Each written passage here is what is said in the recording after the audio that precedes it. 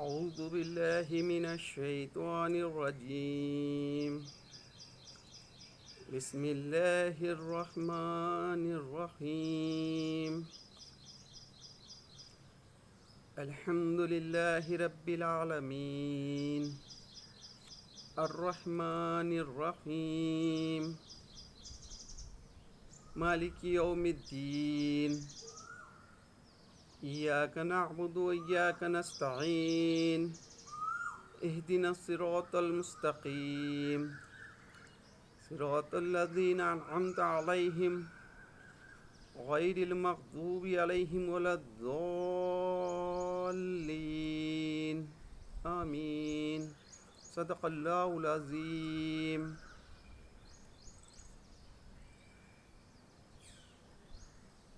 السلام علیکم دوستو. میں نے ابھی آپ کے سامنے سورہ فاتحہ کی تلاوت کی، جس کا ترجمہ اللہ کے نام سے جو بے انتہا مہربان اور رحم فرمانے والا ہے. تعریف اللہ ہی کے لیے ہے جو تمام کائنات کا رب ہے، نہایت مہربان اور رحم فرمانے والا ہے، روز جزا کا مالک ہے. ہم تیری ہی عبادت کرتے ہیں اور تجھی سے مدد مانگتے ہیں. ہمیں سیدھا راستہ دکھا، ان لوگوں کا راستہ جن پر تو نے انعام فرمایا، جو ماتوب نہیں ہوئے، جو بھٹکے ہوئے نہیں ہیں. سچ کہا اللہ نے. سورہ فاتحہ کی تلاوت اور جس کا ترجمہ میں نے آپ کے سامنے ابھی رکھا.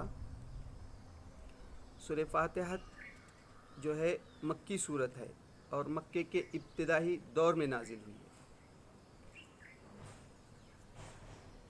تفہیم القرآن میں مولانا مودودی علیہ رحمہ لکھتے ہیں کہ سورہ فاتحہ دراصل ایک دعا ہے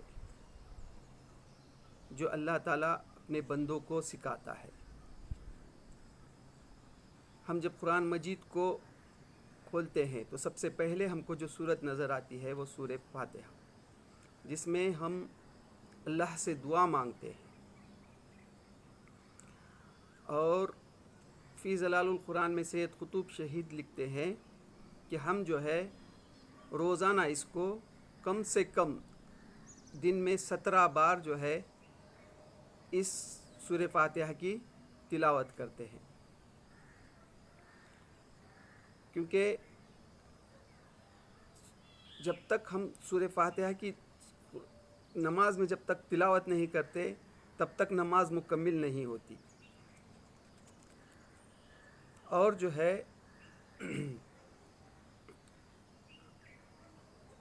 وہ لکھتے ہیں جس نے سورہ فاتحہ نہیں پڑھی اس نے نماز نہیں پڑھی.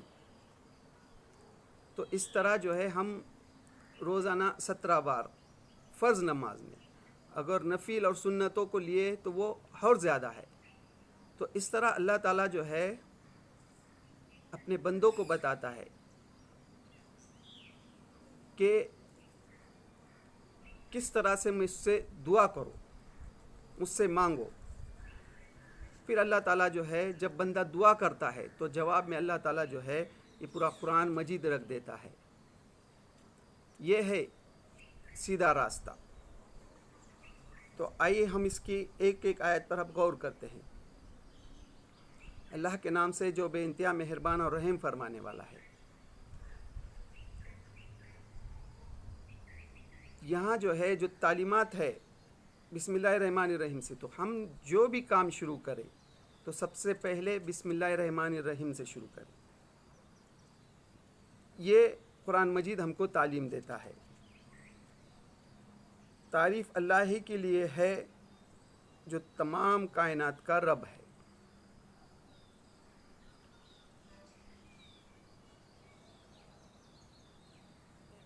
یعنی اللہ تعالیٰ جو ہے یہاں فرما رہا ہے کہ تعریف اللہ ہی کے لیے ہے جو تمام کائنات کا رب ہے. اب سوچو دوستو، جیسا پچھلے ویڈیو میں میں نے آپ کے سامنے بات رکھی تھی کہ اللہ تعالیٰ جو ہے یہ جو تمام کائنات کا رب ہے. آپ غور کرو، اس وقت جب یہ صورت نازل ہو رہی تھی 1400 سال پہلے، اس وقت کے انسانوں کا علم کیا تھا؟ یہ زمین، یہ آسمان، سورج، چاند، ستارے، بس اتنا ہی. لیکن آج 21ویں صدی کی سائنس جو ہے، ہماری زمین جیسے ایسے کئی زمین ہیں، یہ سورج جو ہے اس سے کئی گنا بڑے سورج ہیں. تو اللہ تعالیٰ جو ہے اس وقت فرما رہا ہے کیا؟ تمام تعریفیں اللہ ہی کے لیے ہے جو تمام کائنات کا رب ہے. تمام کائنات کا کیا ہے؟ وہ رب ہے.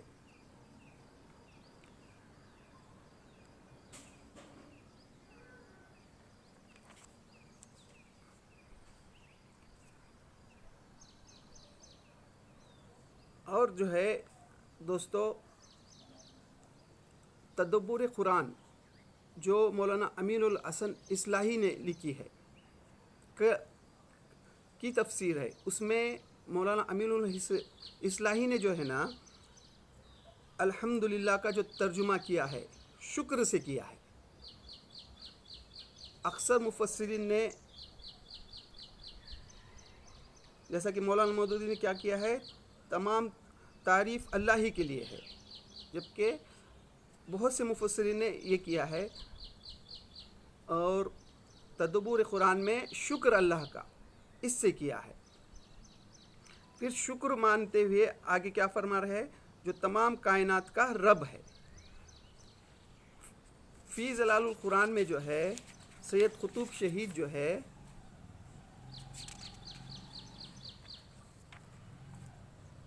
یہ لکھتے ہیں کہ رب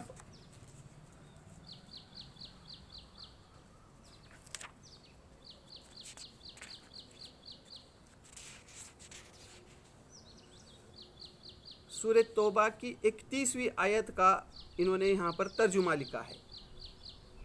انہوں نے اپنے علماء و مشائخ کو اللہ کے سوا اپنا رب بنا لیا.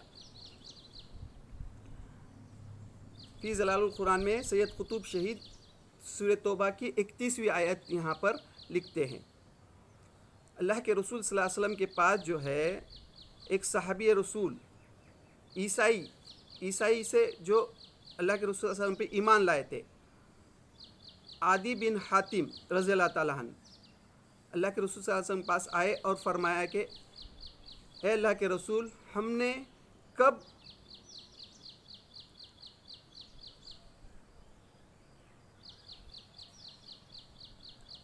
بنایا؟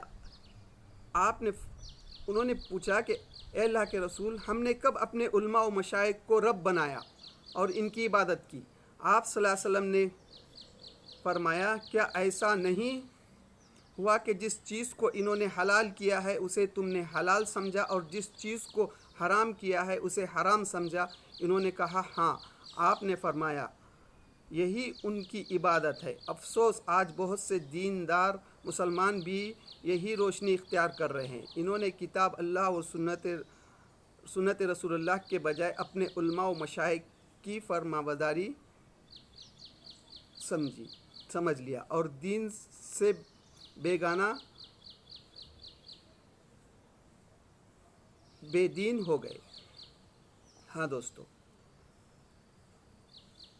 رب کے معنی میں یہاں پر جو ہے سید قطب شہید یہ بتانے کی کوشش کر رہے ہیں کہ کسی کی فرمانبرداری کرنا، کسی کے یہاں تک سید قطب شہید یہ بتانے کی کوشش کر رہے ہیں فی ظلال القرآن میں کہ کسی سماج میں جو غلط رسم و رواج ہے، یہ بھی یعنی ہمارے باپ دادا کی جو رسم و رواج ہیں، ہمارے باپ دادا سے چلے آ رہے ہیں، یا کسی کی غلامی، یہ بھی کیا ہے؟ رب اسی کو بھی وہ جو ہے یعنی کسی کی غلامی اختیار کرنے کے لیے بھی یہ بتانے کی کوشش کر رہے ہیں. اور جو ہے پھر آگے اللہ تعالیٰ فرما رہا ہے نہایت مہربان اور رحم فرمانے والا ہے. یعنی اللہ تعالیٰ کیا ہے؟ نہایت مہربان ہے اور رحم فرمانے والا ہے، روز جزا کا مالک ہے، یعنی قیامت کے دن کا مالک ہے، ہم تیری ہی عبادت کرتے ہیں۔ ہاں، یہ جو ہے رسم و رواج، سید قطب شہید جو ہے عبادت کے کا مفہوم لیتے ہیں، یعنی ہمارے جو ہے غلط رسم و رواج، سماج کے غلط رسومات کو یہ عبادت کا مفہوم لیتے ہیں۔ ہم تیری ہی عبادت کرتے ہیں اور تجھی سے مدد مانگتے ہیں، یعنی اللہ تعالیٰ جو ہے کس طرح سے دعا سکھا رہا ہے، کیا بول رہا ہے آگے؟ ہم تیری عبادت کرتے ہیں اور تجھی سے مدد مانگتے ہیں، ہمیں سیدھا راستہ دکھا، ان لوگوں کا راستہ جن پر تو نے انعام فرمایا، یعنی کن لوگوں کا راستہ دکھا؟ جس پر تو نے انعام فرمایا، یعنی انبیاء علیہ السلام کا راستہ جس پہ انعام فرمایا، جو ماتوب نہیں ہوئے، جو بھٹکے ہوئے نہیں ہیں۔ ہاں، جو ماتوب نہیں ہوئے، جو بھٹکے ہوئے نہیں ہیں۔ غیر المغضوب علیہم ولا الضالین آمین۔ مغضوبی یعنی اس کا جو ہے تشریح، یعنی جس پر غضب نازل ہوا۔ ڈاکٹر اسرار احمد اس پر بہت تفصیل سے بات کرتے ہیں۔ مغضوب قوم کون؟ یہودی، بنی اسرائیل، جو امت مسلمہ سے پہلے اس دنیا کی امام تھی۔ انہوں نے کیا کیا؟ ان میں جتنے نبی آئے ان کی تعلیمات کو بھلا دیا اور گھمنڈ میں پڑ گئے۔ تو ایسی قوم جو ماتوب نہیں ہوئے، جو بھٹکے ہوئے نہیں ہیں، یعنی ان سے عبرت حاصل کرنا چاہیے۔ تو اللہ تعالیٰ جو ہے اس طرح سے کیا کرتا ہے؟ سورہ فاتحہ میں جب ہم قرآن مجید کو جب کھولتے ہیں تو پہلے اللہ تعالیٰ دعا سکھاتا ہے کہ اس طرح سے دعا مانگو۔ اس کا ترجمہ میں ایک بار پھر سے پڑھتا ہوں۔ تعریف اللہ ہی کے لیے ہے جو تمام کائنات کا رب ہے، نہایت مہربان اور رحم فرمانے والا ہے، روز جزا کا مالک ہے، ہم تیری ہی عبادت کرتے ہیں اور تجھی سے مدد مانگتے ہیں، ہمیں سیدھا راستہ دکھا، ان لوگوں کا راستہ جن پر تو نے انعام فرمایا، جو ماتوب نہیں ہوئے، جو بھٹکے ہوئے نہیں۔ تو اس طرح سے اللہ تعالیٰ ہم کو دن میں 5 وقت نماز میں اس طرح سے ہم اللہ سے سیدھا راستہ دکھانے کی دعا کرتے ہیں۔ پھر اللہ تعالیٰ جواب میں جو ہے یہ پورا قرآن مجید رکھ دیتا ہے کہ یہ ہے وہ سیدھا راستہ۔ جو بندے نے اللہ سے دعا کی، اب جو ہے یہ دنیا اور آخرت میں کامیابی کے لیے جو دعا کر رہا ہے بندہ میرا، تو اس کے لیے اللہ تعالیٰ رہنمائی کے لیے کتاب دے دیتا ہے۔ اب اس کو پڑھ کر، اس پر عمل کر کے اور دوسروں تک اس کی دعوت کو پہنچا کے دنیا اور آخرت میں ہم کامیاب ہو سکتے ہیں۔ تو اس طرح سے یہ مختصر سا حاصل مطالعہ میں نے آپ کے سامنے رکھنے کی کوشش کی۔ تو انشاءاللہ ہم اس کے بعد جو ہے سورہ بقرہ کی 5 آیتوں کا انشاءاللہ اگلے درس میں، اگلے حاصل مطالعہ میں اس پہ ہم غور و فکر کرنے کی کوشش کریں گے۔ پھر اس کے بعد جو ہے قرآن مجید کا نزول جس طرح سے ترتیب وائز ہوا ہے وہ اسی کے کا حاصل مطالعہ رکھنے کی ہم کوشش کریں۔ اللہ تعالیٰ سے دعا، اللہ تعالیٰ ہمیں قرآن مجید کی جو تعلیمات کو ہم سمجھنے کی کوشش کر رہے ہیں، یہ چھوٹی سی جو کوشش کر رہے ہیں، اس کو قبول فرما، اور اس میں جو بھی ہم سے غلطی ہو رہی ہے اللہ اس کو معاف کر دے۔ وآخر الدعوانا الحمد للہ رب العالمین۔